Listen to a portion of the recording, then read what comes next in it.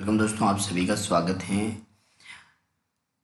आप लोगों के लिए ऑलरेडी जो है एग्रोनॉमी के अंदर हम जो स्टार्ट कर चुके हैं अनाज वाली फसलें, जिसके अंदर चावल जो है उसका ऑलरेडी वीडियो जो है अपलोड कर दिया गया है। 2 पार्ट के अंदर है। अभी तक नहीं देखा है तो जाके ज़रूर देखिए। और एक पूरी प्लेलिस्ट जो है ये जो हम एग्रोनॉमी से रिलेटेड जो है वो डालने वाले हैं। अभी अनाज वाली फसलें हैं वहाँ से स्टार्ट किया है, तो चावल जो है हम कवर कर चुके हैं। आज जो है गेहूं को कवर करने वाले हैं। मैक्सिमम जितने भी एग्ज़ाम के अंदर क्वेश्चन बन सकते हैं वो सब कुछ आपको एक ही वीडियो में मिलने वाला है। कोशिश यही रहेगी मेरी कि आपको एक ही वीडियो में मैक्सिमम जितना मैटर प्रोवाइड करवा सकूँ वो प्रोवाइड करवाऊँ। तो अगर अभी तक चैनल को नहीं सब्सक्राइब किया है तो सब्सक्राइब जरूर कर लीजिएगा, साथ ही साथ अपने दोस्तों के साथ शेयर कीजिएगा। आपको इतना कॉन्फिडेंस के साथ बोल सकता हूँ कि ये जो वीडियो है आपके लिए बहुत हेल्पफुल रहेगा। चलिए स्टार्ट करते हैं। तो गेहूँ जो है इसके बारे में आज हम स्टडी करने वाले हैं। जो भी इम्पोर्टेंट क्वेश्चन है उसके बारे में हम बात करेंगे। तो सबसे पहले जो गेहूँ है इसका हमें पता होना चाहिए कि इसका जो वानस्पतिक नाम है ये क्या है।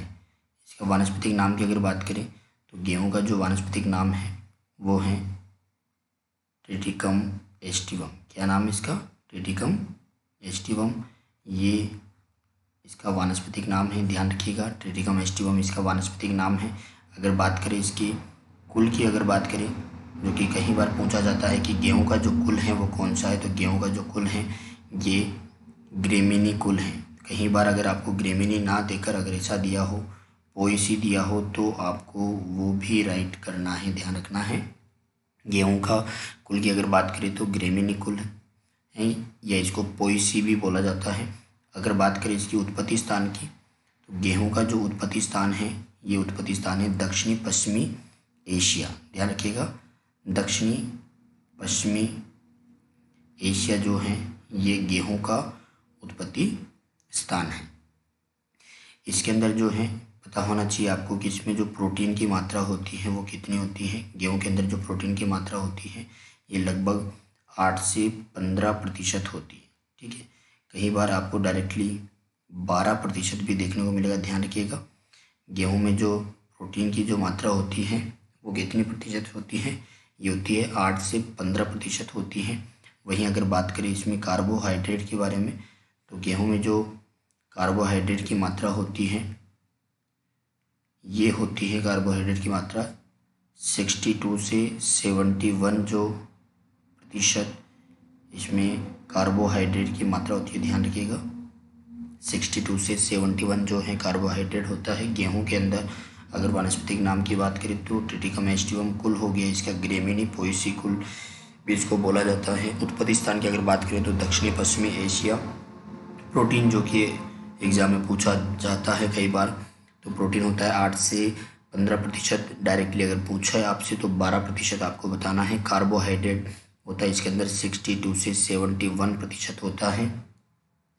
गेहूं में अगर बात करें तो गेहूं जो है एक ऐसा बीज है जिसका प्रकार जो होता है वो कैरियोप्सिस होता है। ध्यान रखना, गेहूं में जो बीज का जो प्रकार होता है, गेहूं में बीज का जो प्रकार होता है वो कौन सा होता है? गेहूं में जो बीज का प्रकार होता है ये होता है कैरियोप्सिस। कैरियोप्सिस जो है इसमें बीज का प्रकार होता है। ये कुछ इम्पोर्टेंट जो कि डायरेक्टली आपसे पूछ लिए जाते हैं।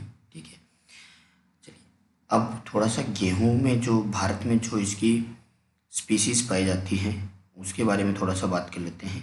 गेहूं जो है भारत में जो स्पीसीज पाई जाती है, भारत में पाई जाने वाली स्पीसीज के बारे में बात करें तो भारत के अंदर जो है ये ट्रिटिकम की स्पीसीज पाई जाती है। कौन सी स्पीसीज पाई जाती है? ये पाई जाती है ट्रिटिकम जो है इसकी स्पीसीज पाई जाती है। जिसमें अगर सबसे पहले बात करें तो ये आता है इमर गेहूँ। कौन सा? इमर गेहूँ। इमर गेहूँ जो है इसको क्या बोला जाता है? ट्रिटिकम डाई कोकम बोला जाता है। ध्यान रखिएगा, इसको इमर गेहूँ को ट्रिटिकम डाई कोकम बोला जाता है। इसकी जो गुणसूत्र होते हैं 2n बराबर होते हैं, इसमें 28 होते हैं। ध्यान रखिएगा 28 होते हैं। इसका जो क्षेत्रफल है, अगर इसके क्षेत्रफल की बात करें तो ये कितना प्रतिशत है, 1% इसका क्षेत्रफल है। इमर गेहूँ जो है इसको क्या बोला जाता है, ट्रिटिकम डाई कोकम भी इसको बोला जाता है। वहीं अगर बात करें जो सेकंड टाइप की, ये हमारा फर्स्ट स्पीसीज़ हो गया। सेकंड स्पीसीज़ की अगर बात करें तो वो है आपका मार्कोनी गेहूँ।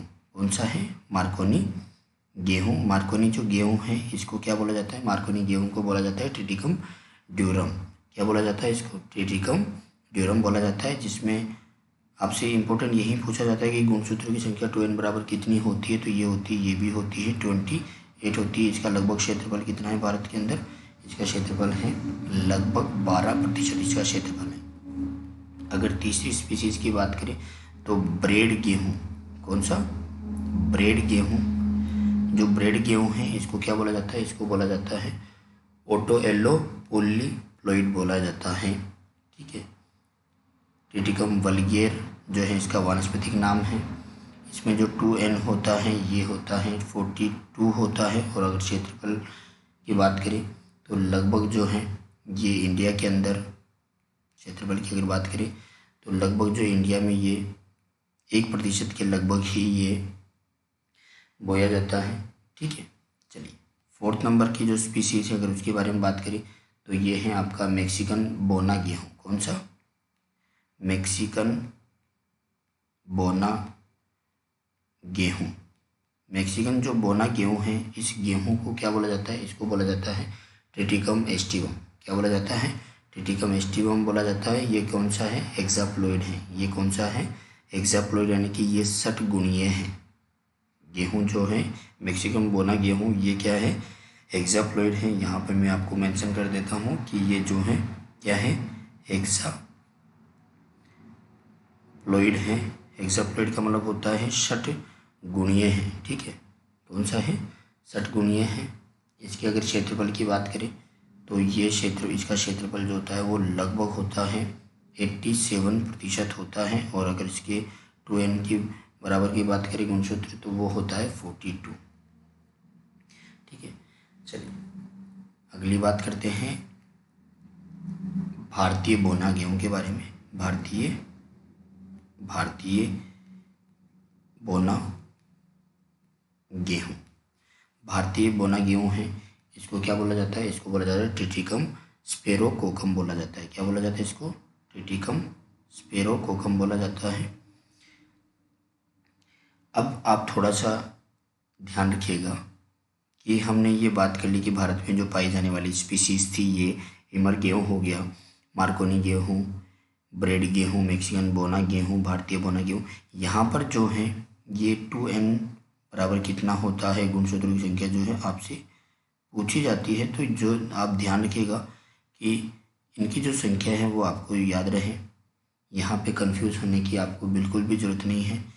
मैक्सिकन बोना गेहूँ 2n बराबर 42 होता है इसमें गुणसूत्र, और ब्रेड गेहूँ जो इसमें भी सेम होता है। ठीक है, मैक्सिकन बोना जो गेहूँ होता है ये क्या होता है, हेक्साप्लॉइड होता है। ठीक है, चलिए आगे बात करें। जो हमने प्रोटीन के बारे में बात की थी, तो गेहूं के अंदर जो प्रोटीन होता है वो प्रोटीन कौन सा होता है, गेहूं के अंदर जो प्रोटीन होता है वो कौन सा होता है, कौन सी प्रोटीन होती है, वो होती है ग्लूटेन।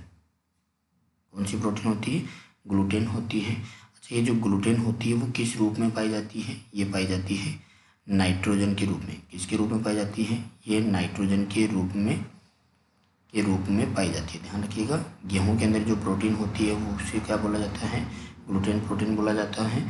और ये किस रूप में पाई जाती है, ये नाइट्रोजन के रूप में पाई जाती है।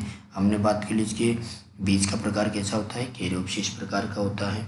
चलिए यहाँ पर ही हम बात कर लेते हैं, इसके पुष्प क्रम के बारे में बात कर लेते हैं। गेहूँ का जो पुष्प क्रम है उसको क्या बोला जाता है, वो स्पाइक होता है। गेहूं का जो पुष्प क्रम होता है वो स्पाइक होता है। गेहूं के अगर परीक्षण भार की बात करें, गेहूं का जो परीक्षण भार है जो कि आपसे एग्जाम में पूछा जा सकता है, परीक्षण जो भार है ये कितना होता है, ये डायरेक्टली आपसे पूछा जाता है। तो ध्यान रखिएगा, जो परीक्षण बार यानी कि 1000 दानों का जो वेट होता है, ठीक है, कितना 1000 दानों का जो वेट होता है वो कितना होता है, तो इसका लगभग होता है 40 ग्राम। परीक्षण बार यानी कि जो 1000 जो दाने हैं, ठीक है, उन दानों का वेट कितना होता है, लगभग 40 ग्राम होता है। ध्यान रखिएगा, गेहूँ जो है, गेहूँ का जो सबसे ज़्यादा उत्पादन है या क्षेत्रफल की अगर बात करें तो वो कहाँ पे सबसे ज़्यादा उत्पादन एवं क्षेत्रफल, सबसे ज़्यादा उत्पादन और अगर क्षेत्रफल की बात करें वो क्षेत्रफल, तो उसके अंदर कौन सा राज्य सबसे आगे है, गेहूं के उत्पादन एवं क्षेत्रफल के अंदर जो है ये उत्तर प्रदेश जो है वो सबसे आगे है। ध्यान रखिएगा, गेहूं के उत्पादन एवं क्षेत्रफल में जो है उत्तर प्रदेश जो है वो सर्वाधिक है। अगर वहीं बात करें उत्पादकता की, प्रोडक्टिविटी की बात करें, उत्पादकता की अगर बात करें तो उत्पादकता के अंदर जो है सबसे आगे जो है उसका नाम है हरियाणा और दूसरे स्थान पे पंजाब। फर्स्ट नंबर पे क्या है, हरियाणा, और सेकंड नंबर जो है उस पे है पंजाब। पंजाब सेकंड नंबर पे है, ध्यान रखिएगा, प्रोडक्टिविटी में, और फर्स्ट नंबर पे हरियाणा है। जबकि उत्पादन और अगर क्षेत्रफल की बात करें तो सर्वाधिक उत्पादन एवं क्षेत्रफल जो है वो किसके पास में है, किसका स्थान है, वो है उत्तर प्रदेश का स्थान है। अगर मैं बात करूं गेहूं क्या जो है राजस्थान के हिसाब से, तो राजस्थान में जो गेहूं है वो सबसे ज़्यादा कहाँ होता है, वो गंगानगर में होता है, उसके बाद में जयपुर और फिर कोटा में होता है। ठीक है, गेहूं जो है वो राजस्थान में कौन सी जगह होता है, राजस्थान की अगर बात करें सबसे ज़्यादा जो गेहूं है वो गंगानगर, जयपुर और कोटा, यहाँ पर जो है सबसे ज़्यादा गेहूं होता है गंगानगर को धान का कटोरा भी कहा जाता है। राजस्थान के धान का कटोरा किसको कहा जाता है, वो गंगानगर को कहा जाता है, ध्यान रखिएगा। अब आगे बढ़ के और बात करते हैं कुछ इंपॉर्टेंट फैक्ट जो आपको पता होना चाहिए कि गेहूं के उत्पादन में भारत का विश्व में कौन सा स्थान है। ध्यान रखिएगा, गेहूं के उत्पादन में विश्व में स्थान, तो अगर विश्व के स्थान में बात करें, विश्व में स्थान किसमें, उत्पादन में, किसमें स्थान, उत्पादन में स्थान की अगर बात करें विश्व में, तो जो भारत का जो स्थान है वो कौन सा स्थान है, भारत का दूसरा स्थान है। विश्व में गेहूं उत्पादन की अगर बात करें तो गेहूं उत्पादन में जो भारत का स्थान है वो दूसरा स्थान है। चलिए, अब यहाँ पर आप ध्यान रखिएगा कि जो गेहूं है, गेहूं को क्या कहा जाता है, एक अन्य नाम है, इसे अनाजों का राजा भी कहा जाता है। क्या कहा जाता है इसको, अनाजों का राजा भी इसको कहा जाता है। आपसे डायरेक्टली इस तरह का क्वेश्चन जो है पूछा जा सकता है, अनाजों का राजा किसको कहा जाता है, तो आपको क्या करना है, गेहूं क्या है, अनाजों का राजा है। ठीक है, अब थोड़ा सा जो गेहूं से रिलेटेड जो अनुसंधान संस्थान है इससे रिलेटेड क्वेश्चन बन सकता है, तो ये आपको पता होना चाहिए कि गेहूं के बारे में अगर बात आती है तो केंद्रीय गेहूं अनुसंधान संस्थान, केंद्रीय गेहूं अनुसंधान संस्थान जो है ये कहाँ पर है, ये करनाल हरियाणा में। ध्यान रखिएगा, करनाल हरियाणा में क्या है, केंद्रीय गेहूं अनुसंधान संस्थान जो है वो कहाँ पर है, हरियाणा के अंदर है, करनाल के अंदर है। और इसी तरह का एक क्वेश्चन जो है वो बहुत प्यारा सा क्वेश्चन बनता है जो कि आपको पता होना चाहिए कि अंतर्राष्ट्रीय गेहूं व मक्का अनुसंधान संस्थान कहाँ पर हैं। ये क्वेश्चन जो है थोड़ा इम्पोर्टेंट ज़्यादा है, आपको पता होना चाहिए अंतर्राष्ट्रीय गेहूं व मक्का अनुसंधान संस्थान जो है ये कहाँ पर है, तो इसका जो स्थान है वो है मेक्सिको। कहाँ पर है, मेक्सिको के अंदर जो है अंतर्राष्ट्रीय गेहूं व मक्का अनुसंधान संस्थान है। ध्यान रखिएगा, बहुत इंपॉर्टेंट है ये मेक्सिको वाला जो है, ये पूछा ही जाता है जब भी, क्योंकि यहाँ पर क्या है, गेहूं और मक्का दोनों में या तो मक्का के जब टॉपिक अगर मान के चलिए पेपर सेट करने वाला देख रहा है तो उस वक्त भी इसका चांसेस बनता है, और गेहूँ भी देख रहा है तो गेहूँ के टाइम पे भी इसका चांसेस बनता है। चलिए, अनाजों का राजा क्या है? गेहूँ है। केंद्रीय गेहूँ अनुसंधान संस्थान कहाँ पर है? आपके करनाल हरियाणा के अंदर है। अंतर्राष्ट्रीय गेहूँ व मक्का अनुसंधान संस्थान की बात करें तो कहाँ पर है? वो मेक्सिको में है। चलिए, गेहूं के अंकुरण को लेके थोड़ी सी बात कर लेते हैं। इसके जो टेम्परेचर जो है, यानी कि जो अंकुरण हेतु टेम्परेचर की अगर बात करें तो अंकुरण हेतु जो है टेम्परेचर कितना होना चाहिए? इसमें अंकुरण हेतु टेम्परेचर कितना होना चाहिए?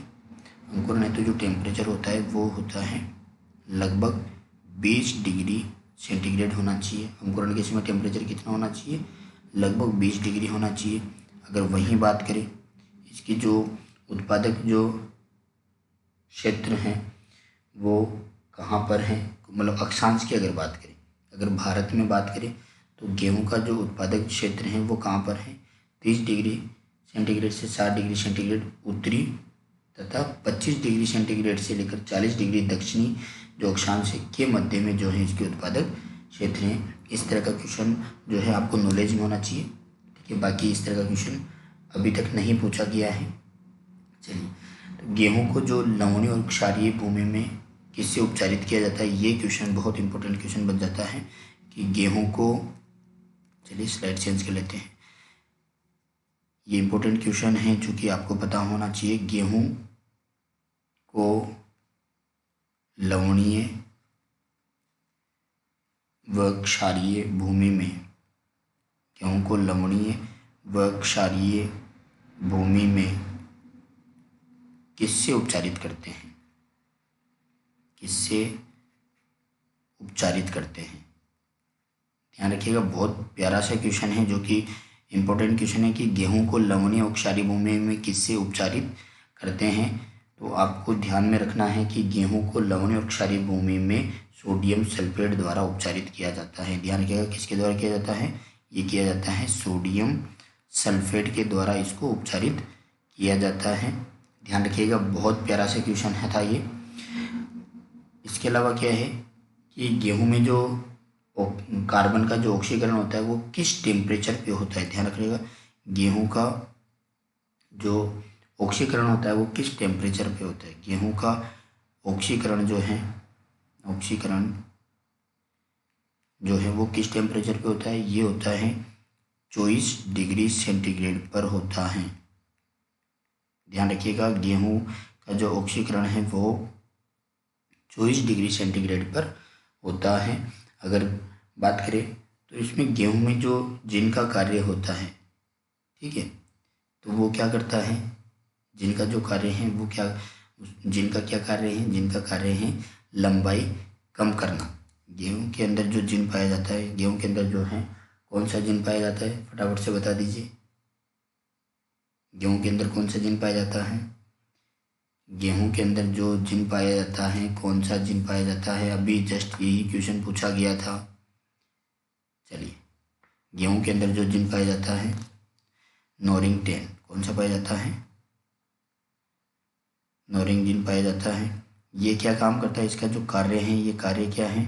लंबाई कम करना, लंबाई कम करना, ठीक है। इसके जिन की क्या कार्य है? इसका कार्य है लंबाई को कम करना, ठीक है। यानी कि जो बोनी जो प्रजाति है उसको विकसित करने में किसका योगदान रहा? नोरिंग जीन का योगदान रहा। चलिए, आगे बढ़ के बात करें तो जो गेहूं है इसका हार्वेस्ट इंडेक्स क्या होता है? इसका जो हार्वेस्ट इंडेक्स होता है वो कितना होता है? गेहूं का जो हार्वेस्ट इंडेक्स होता है ये 40 से 45% होता है। ध्यान रखिएगा, गेहूं की जो बोनी जाती वो कितनी गहराई तक बोते हैं? ये वाला जो क्वेश्चन है ये एग्रीकल्चर एफओ के अंदर इसको पूछा गया था, एग्रीकल्चर फील्ड ऑफिसर के अंदर, कि गेहूं की बोनी जातियों कितनी गहराई तक बोते हैं? गेहूं की बोनी जातियों को कितनी गहराई में बोया जाता है, गेहूं की बोनी जातियों को कितनी गहराई तक बोते हैं।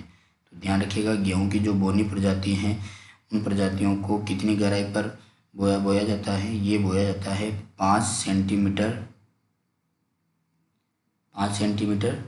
तक इसको बोया जाता है। नॉर्मली 3.5 सेंटीमीटर, नॉर्मली कितने, ये जो है 5 सेंटीमीटर बोया जाता है। अगर नॉर्मली अगर बात करूँ तो ये बोया जाता है 3.5 सेंटीमीटर। साधारणतः कितना बोया जाता है इसको, 3.5 सेंटीमीटर। वैसे इसकी गेहूं की जो बोनी जाती हैं इनको 5 सेंटीमीटर गहराई तक भी इनको बोया जाता है। जब हार्वेस्ट इंडेक्स की बात आ जाती है तो यहाँ पर हार्वेस्ट इंडेक्स के साथ साथ एक जो है आपसे सीलिंग परसेंट जो है वो आपको पता होना चाहिए। जो इसका सीलिंग परसेंटेज होता है वो कितना होता है, सीलिंग परसेंटेज होता है इसका 60%। और सीलिंग परसेंटेज के अलावा एक क्वेश्चन आप और यहाँ पर नोट डाउन कर लीजिए, सीलिंग परसेंटेज के अलावा टेस्ट वेट जो है इसका कितना होता है। इसका जो टेस्ट वेट होता है वो कितना होता है, 40 ग्राम होता है। कितना होता है, 40 ग्राम होता है। ये इम्पोर्टेंट है, यहाँ तीनों में से जो है आपसे कुछ भी पूछा जा सकता है। ठीक है, चलिए आगे बढ़ के बात करें तो जो गेहूं की जो अभी लेटेस्ट जो गेहूं की बुआई की जो विधि है, यानी कि अगर नई विधि की अगर बात करें तो गेहूं की बुआई की नई विधि कौन सी है, नई विधि कौन सी है। तो गेहूं की जो बुआई की जो नई विधि है उसको बोला जाता है FIRB। क्या बोला जाता है उसको, FIRB बोला जाता है, जिसको अगर फुल फॉर्म अगर आपको पता होना चाहिए, रो इरीगेटेड राइज्ड बेड सिस्टम। ये बेड सिस्टम जो है ये बुआई की नई विधि है, किसकी, गेहूं के अंदर। चलिए अब गेहूं में जो चारा और दाने का जो अनुपात होता है इससे रिलेटेड क्वेश्चन बन सकता है, तो वो भी आपको पता होना चाहिए कि जो मैक्सिकन गेहूं है, कौन सा गेहूं, मैक्सिकन गेहूं, मैक्सिकन जो गेहूं है, इस मैक्सिकन गेहूं के अंदर दाना और चारे का जो अनुपात रहता है, दाना और चारे का जो अनुपात रहता है वो कितना होता है, 1:1.5।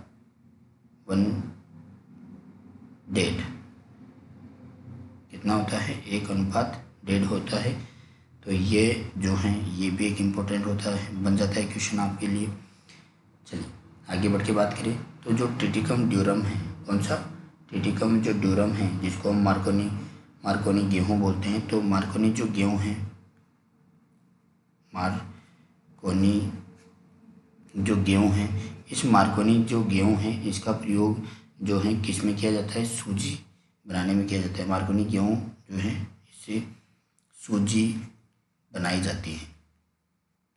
ठीक है, सूजी बनाई जाती है। मार्कोनी जो गेहूं है यानी कि ट्रिटिकम ड्यूरम है, तो इससे क्या बनाई जाती है, सूजी बनाई जाती है। अगर वापस से रिपीट करें तो 2n बराबर कितना होता है, इसमें 28 होता है। इसका जो क्षेत्रफल है वो लगभग कितना है, भारत के अंदर 12% जो है वहाँ पर बुआई होती है मार्कोनी गेहूं की।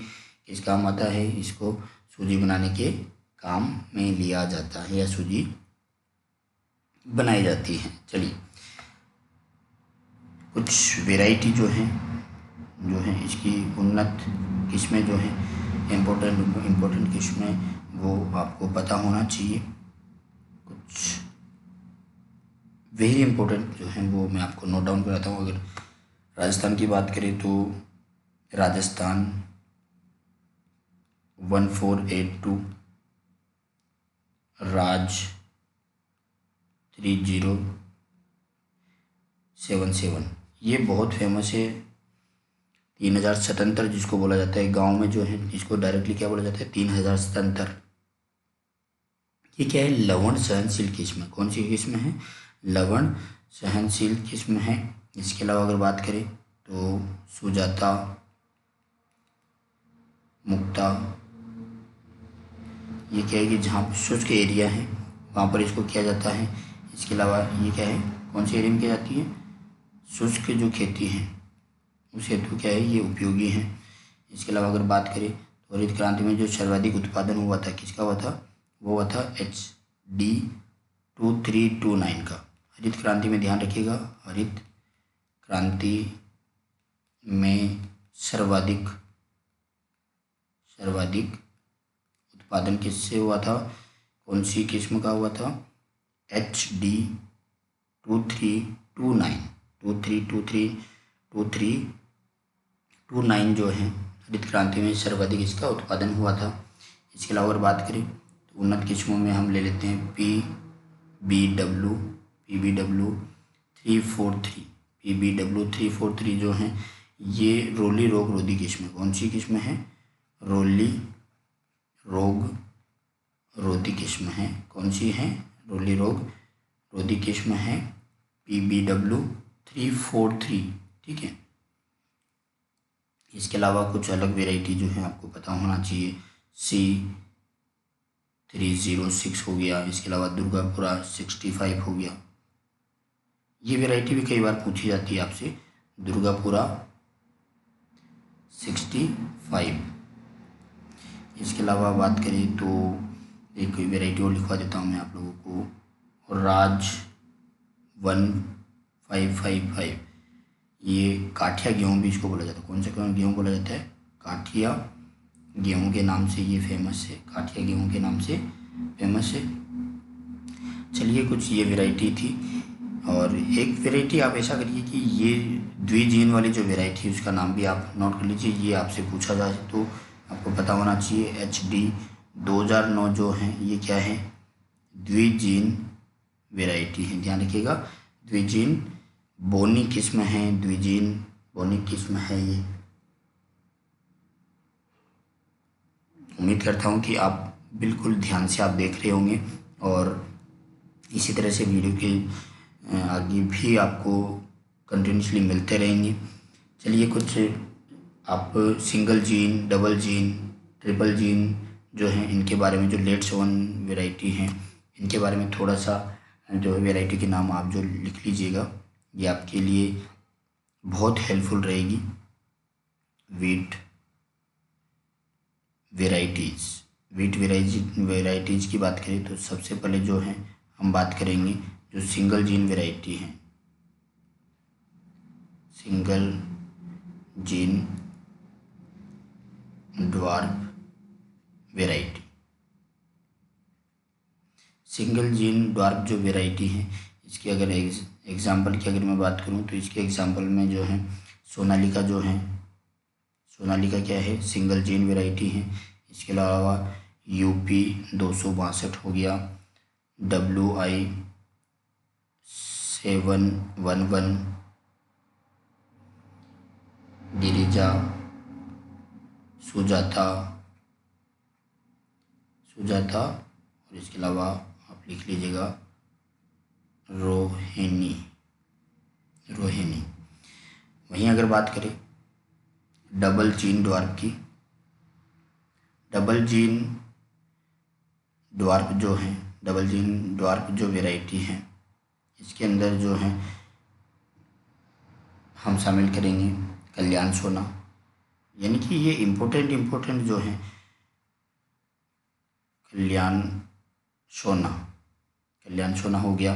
इसके अलावा बात करें अर्जुन, जनक के अलावा UP 215 HD 2204 प्रताप, ध्यान रखिएगा। इसके अलावा ध्यान रखिएगा मैंने आपको पहले भी बताया था कि जो HD 2009 है ये क्या है, ये भी डबल जीन है। अगर ट्रिपल जीन की बात करें, ट्रिपल जीन ड्वार्फ वेराइटी अगर की बात करें तो कौन कौन सी शामिल करेंगे, इसके अंदर हम शामिल करेंगे हीरा मोती, जवाहर हीरा, मोती, जवार, ज्योति। इसके अलावा अगर बात करें तो संगम, HD 1941, UP 30130। इसके अलावा अगर आप लेट बुआई करना चाहते हैं तो लेट सोविंग जो है, लेट सोविंग वीट वेराइटी जो है, इसकी अगर बात करें तो इसके वेराइटीज़ के जो नाम हैं ये आपको पता होना चाहिए। देर से अगर बुआई करना चाहते हैं, या समाप्त कीजिएगा, यहाँ पे बुराई बोल दी मैंने। बुराई किसी की करनी नहीं है, अपने को ध्यान रखना है, अपने को सिर्फ पढ़ाई पे ध्यान रखना है। लेट सोवन वीट वेराइटी जो हैं वो हैं सोनारा 64। कौन सी है? सोनारा 64 जो है लेट सोविंग है। इसके अलावा शरबती सोनारा, शरबती सोनारा हो गया। इसके अलावा सोनालिका, सोनालिका इसको क्या बोला जाता है? RR21, ठीक है। इसके अलावा बात करें तो सातेड़ दरमा, UP 301, NP 830। ये क्या है? लेट सोवन वेराइटी है, ध्यान रखिएगा, लेट सोवन वेराइटी है। अगर बात करें, आपको पता होना चाहिए कि ये सोनालिका जो है, सोनालिका किस्म, ये सोनालिका किस्म जो है, ये किस्म क्या है? एक जीन बोनी किस्म, एक जीन बोनी किस्म है जो है सिंगल जीन ड्वार्फ वेराइटी है। क्या है? सिंगल जीन ड्वार्फ वेराइटी है। ये जो है ये किसने विकसित की थी? ये विकसित की थी IARI,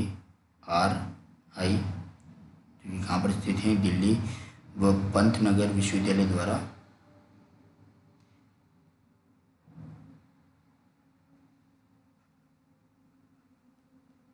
पंतनगर विश्वविद्यालय द्वारा इसको क्या किया गया था? इसको निकाला गया था। ध्यान रखिएगा, सोनालिका किस्म है ये ICAR के द्वारा और पंतनगर के द्वारा इसको निकाला गया था। ये सिंगल जीन ड्वार्फ वेराइटी है। इसके अलावा बात करें जैसे कल्याण सोना हो गया आपका, तो ये कल्याण सोना क्या है? ये डबल ड्वार्फ वेराइटी है। अगर बात करें इसकी बीज दर की, तो गेहूं का जो बीज दर है ये कितना होता है? गेहूं का जो बीज दर है, इसकी जो बीज दर होती है, बहुत ध्यान से देखिएगा और नोट्स बनाते रहिएगा। साथ ही साथ में जो है टेलीग्राम जो चैनल है वहाँ पर इसका PDF जो है मैं आपको वहाँ पे प्रोवाइड करवा दूंगा। डिस्क्रिप्शन में उसका लिंक आपको मिल जाएगा। तो इसकी जो बीज दर है, अगर नॉर्मल भूमि है, अगर सामान्य भूमि है, तो सामान्य भूमि के अंदर जो इसकी जो बीज दर होती है वो होती है 100 किलोग्राम पर हेक्टेयर होती है। ध्यान रखिएगा, 100 किलोग्राम पर हेक्टेयर होती है। अगर बात करें लवणी भूमि की, अगर बात करें तो लवणी भूमि में क्या करते हैं? ज़्यादा डाल देते हैं, 125 किलोग्राम पर हेक्टेयर के हिसाब से जो है इसकी सीड रेट होती है। अगर हम डिबलर के माध्यम से डालते हैं, डिबलर के माध्यम से अगर डालते हैं, डिबलर द्वारा अगर जो है हम बीज डालते हैं, तो वहाँ पर क्या है? 27 किलोग्राम पर हेक्टेयर की ज़रूरत पड़ती है। ध्यान रखिएगा। इसके अलावा बात करें जीरो टिलेज के माध्यम से, जीरो टिलेज द्वारा जो है अगर डाला जाता है तो ये 140 जो है किलोग्राम इसकी ज़रूरत पड़ती है। अगर बात करें संकर की, हाइब्रिड की, तो ये ज़रूरत पड़ती है 67 किलोग्राम पर हेक्टेयर की ज़रूरत पड़ती है, ठीक है। तो ये कुछ बीज दर हैं जो आपको पता होना चाहिए, जो है जीरो टिलेज द्वारा जब हम करते हैं तो 140 किलोग्राम की ज़रूरत पड़ती है। लवणी मृदा में ज़्यादा की ज़रूरत पड़ती है, 125 की, जबकि सामान्य भूमि में 100 किलोग्राम की ज़रूरत पड़ती है। अब यहाँ पे अगर बात करें रो टू रो डिस्टेंस और प्लांट टू प्लांट डिस्टेंस की, तो रो टू रो की डिस्टेंस की अगर बात करें तो ये होती है 22.5 सेंटीमीटर जो है ये होती हैं, ये बहुत इंपॉर्टेंट है, पूछ लिया जाता है आपसे। अगर वहीं बात करें प्लांट टू प्लांट की जो डिस्टेंस है वो कितनी होनी चाहिए, 5 सेंटीमीटर होनी चाहिए। कितनी होनी चाहिए, 5 सेंटीमीटर होनी चाहिए। अगर मैं बात करूँ इसकी इरिगेशन की यानी कि इसकी जो सिंचाई है इसकी अगर बात करें तो ध्यान रखिएगा, जो कि बहुत इंपॉर्टेंट क्वेश्चन बन जाता है। आपने नाम सुना होगा CRI, जो CRI जो हैं, ये जो वो स्टेज हैं जहाँ पर गेहूँ की क्या ये बुआई की जाती है। अब जो CRI स्टेज होती है ये कितने दिन बाद में आती है, ये 21 डेज दिन बाद, यानी कि किसके, बुआई के 21 दिन बाद जो है ये समय होता है, जिसको CRI स्टेज बोला जाता है। जब गेहूं को जो है क्या किया जाता है, उसकी बुआई की जाती है। वैसे सामान्यतः क्या होता है, गेहूं के अंदर जो इरिगेशन की अगर बात करें तो कितनी होती है, 6 इरिगेशन की ज़रूरत पड़ती है, ठीक है। लेकिन क्या है कि अगर गेहूं को जो है 2 या 3 ही सिंचाई देनी पड़ती है, तो फिर एक बार तो क्या करिए कि आप CRI जो स्टेज है उस पर दे दीजिए, और सेकंड अगर आप जैसे 2 सिंचाई करना चाहते हैं तो फिर आप मिल्किंग स्टेज पर दे सकते हैं, ठीक है। अगर मिल्किंग स्टेज की बात करें तो मिल्किंग जो स्टेज आती है लगभग 100 से 105 दिन के बाद आती है। तब क्या है, फल में दाने की दूरिया अवस्था होती है, ठीक है। तो वो चाहे जो इसकी सिंचाई की जो क्रांतिक अवस्था उसके बारे में जानेंगे, ठीक है, कितने समय बाद में आती है, कौन सी स्टेज होती है वो।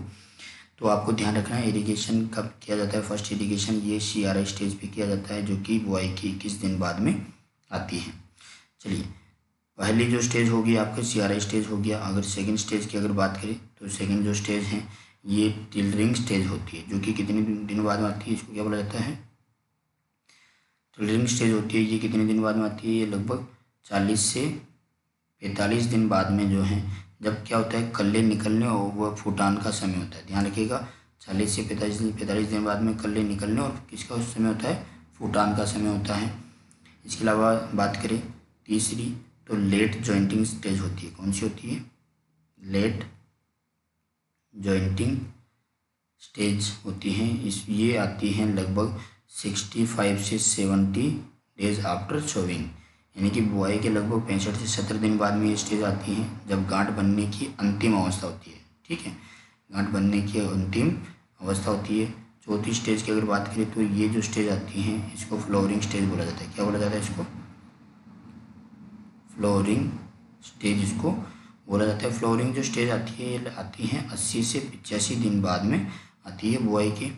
वहीं अगर बात करें पांचवी सिंचाई की क्रांतिक अवस्था की, तो ये आती हैं लगभग 100 से 105 दिन बाद में, जिसको क्या बोला जाता है, इसको बोला जाता है मिल्किंग स्टेज, जिसकी मैं बात कर रहा था कि अगर 2 ही सिंचाई करनी है तो फिर आप क्या करिए, एक तो CRI स्टेज पे दे दीजिए इरिगेशन, और सेकंड जो है आप मिल्किंग स्टेज पे दे दीजिए, जो कि कितने दिन बाद में आएगा, आफ्टर 100 to 105 डेज बाद में आता है, आफ्टर सोविंग, ठीक है। और 6 स्टेज की अगर बात करें तो इसको ड्रॉप स्टेज बोला जाता है। ये स्टेज जो होता है ये कितने दिन बाद में आता है, ये स्टेज आता है 115 से 120 दिन बाद आता है बुआई के। चलिए, ड्रॉप स्टेज होती है जब गेहूं के दोनों दानों में क्या दूधी अवस्था में दाने आके सख्त होने लगते हैं, मतलब इसमें दाने क्या होते हैं, सूखने लग जाते हैं, ठीक है, सूखने लग जाते हैं, इसको ड्रॉप स्टेज बोला जाता है।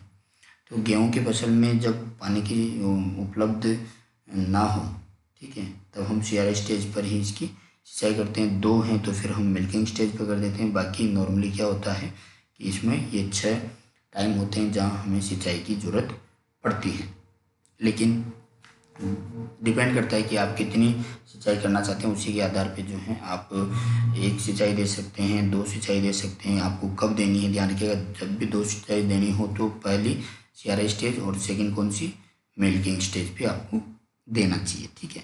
अगर वहीं बात कर लेते हैं इसका वीड मैनेजमेंट की, ठीक है। तो खरपतवार जो हैं अगर बात करें तो इसके अंदर जो वीड आते हैं खरपतवार, तो ये खरपतवार कौन कौन से आते हैं जो आपसे कई बार पूछ लिया जाता है। तो बात करें तो इसके अंदर गेहूं के अंदर जो खरपतवार होता है चौड़ी पत्ती वाले खरपतवार के लिए होते हैं, जिसके लिए हम क्या करते हैं, इसमें कौन से खरपतवार होते हैं, चौड़ी पत्ती वाले खरपतवार होते हैं। इनकी रोकथाम के लिए क्या करते हैं हम 2,4-D का जो है छिड़काव करते हैं। किसका छिड़काव करते हैं, 2,4-D का छिड़काव करते हैं। आपने इसमें नाम सुना होगा गेहूं का, जो गेहूंसा जो है ये खरपतवार का नाम है गेहूंसा, जिसको क्या बोला जाता है, गेहूंसा को गुल्ली डंडा भी बोला जाता है। गेहूंसा को क्या बोला जाता है, अन्य नाम जो है इसका क्या है, गुल्ली डंडा भी इसको बोला जाता है। इसके अलावा बात करें तो इसको बोलेंगे फिलेरिस माइनर। क्या बोलेंगे, फिलेरिस माइनर। ये क्या है, बिल्कुल गेहूं की तरह दिखता है, पता नहीं चलता। जब इसको बहुत अच्छे से आइडेंटिफाई करें, नॉर्मल आदमी तो यही सोचेगा कि वो गेहूं है, लेकिन वो क्या है, गेहूं का नकलची खरपतवार भी इसको बोला जाता है। रोकथाम के लिए क्या करें, आइसोप्रोटेरॉन का छिड़काव करें। इसकी रोकथाम के लिए क्या करें, रोकथाम के लिए आइसोप्रोटेरॉन क्या है उसका छिड़काव करना चाहिए। ठीक है। इसके अलावा क्या है कि आजकल तो पेंडिमेथाइलिन हो गया, सल्फा सल्फ्यूरिन का छिड़काव भी लोग करते हैं। चलिए अब थोड़ा सा जान लेते हैं इसके अंदर न्यूट्रेंट एंड फर्टिलाइज़र के बारे में।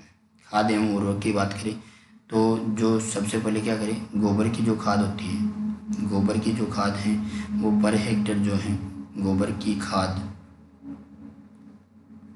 लगभग 10 से 15 टन जो है पर हेक्टेयर जो है गोबर की खाद की ज़रूरत होती है।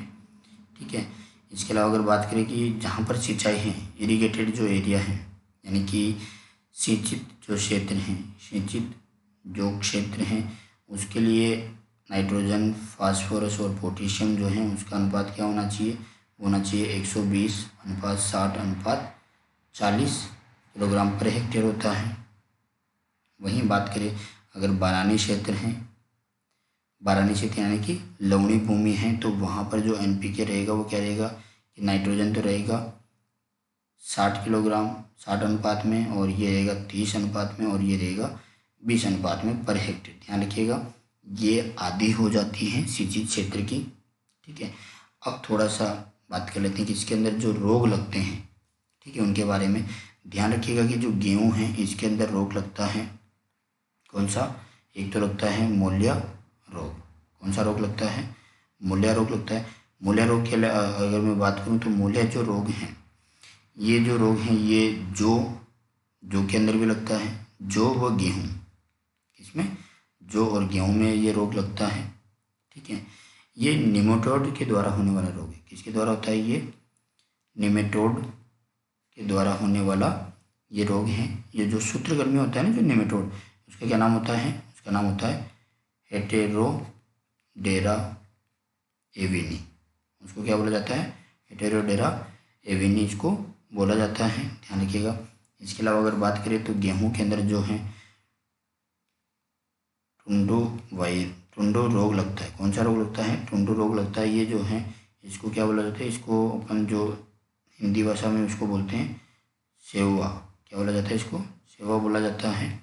ये वो क्या है, गेहूँ में सूत्रकृमि और बैक्टीरिया के सहयोग से होता है। ध्यान रखिएगा एविनी जो ट्रेटिसाई जो है सूत्रकृमि, यानी कि ये जो होता है टुंड्रो रोग जो होता है, ये इसको हम क्या बोलते हैं, अन्य नाम जो है इसका सेवा। ये रोग जो है ये किससे होता है, ये एक होता है सूत्रकृमि व किससे, बैक्टीरिया जो है इनके द्वारा ये होता है बैक्टीरिया। सूत्रकृमि का जो नाम है आपको पता होना चाहिए। सूत्रकृमि कौन सा होता है इसमें, एविना ट्रेटिसाई तो इसमें जो है सूत्रकृमि होता है। और अगर बैक्टीरिया की बात करें तो बैक्टीरिया का नाम है केविनो बैक्टीरिया ट्रेटिसाई। ये दोनों जो हैं इनके सहयोग से ये रोग होता है, सूत्रकृमि होता है एविना ट्रेटिसाई, केविनो बैक्टीरिया ट्रेटिसाई बैक्टीरिया होता है। इन दोनों के सहयोग से क्या होता है, टुंड्रो रोग होता है, इसे हुआ रोग भी कहा जाता है। इसके अलावा गेहूं में आता है कर्नल बंट। कौन सा? कर्नल बंट। कर्नल बंट जो है ये रोग सर्वप्रथम कहाँ पर हुआ था? ध्यान रखिएगा, करनाल के अंदर। कहाँ पे होता है, इसलिए इसका नाम करनाल बंट रख दिया गया। करनाल हरियाणा में है, वहाँ पर इसको खोजा गया था। कब खोजा गया था? 1930 में इसको खोजा गया था। इस रोग का जो रोग कारक है, अगर बात करें रोग कारक की, तो इसका जो रोग कारक है वो उसका क्या नाम है? उसका नाम है निवोशिया इंडिका। निवोशिया इंडिका जो है, जो नामक एक क्या है, ये कवक है, इसके माध्यम से ये रोग होता है। इस रोग से ग्रसित फसल के पास जाने पर क्या होता है? ध्यान रखिएगा, सड़ी हुई मछली और अंडे के समान गंध आती है। सड़ी हुई मछली व अंडे के समान गंध आती है। ठीक है। कर्नल बंट जो है, करनाल बंट कहाँ पर खोजा गया? करनाल के अंदर खोजा गया। कब खोजा गया? 1930 को खोजा गया। रोग कारक कौन सा है? कवक कौन सा है? कवक का नाम है निवोशिया इंडिका जो है वो कवक है। अच्छा, इसके अंदर जो है सड़ी हुई, जब इसके पास में जाते हैं, जब ये रोग होता है, तो जब अगर हम फसल के वहाँ पे जाते हैं, मछली जो सड़ी हुई मछली और अंडे जैसा इसकी गंध आता है। ठीक है, ध्यान रखिएगा। इसके अलावा लूज स्मट ऑफ वीट जो रोग हैं, ये क्या है? अंत बेजोड़ रोग है। अस्टिलिगो जो नोडा जो है उसके माध्यम से होता है। चलिए, इसको भी आप नोट कर लीजिए। बहुत इम्पोर्टेंट इतना नहीं कि आपके एग्ज़ाम में, लेकिन फिर भी आपको पता होना चाहिए। Loose smut of wheat. Loose smut of wheat जो है ये क्या है? एक अंत बेजोड़ रोग है। क्या है? अंत बेजोड़ रोग होता है। ये बीज के अंदर ही क्या होता है? इस रोग के जो कारक होते हैं वो उपस्थित होते हैं। इसका जो कारण है, ये कारण क्या है?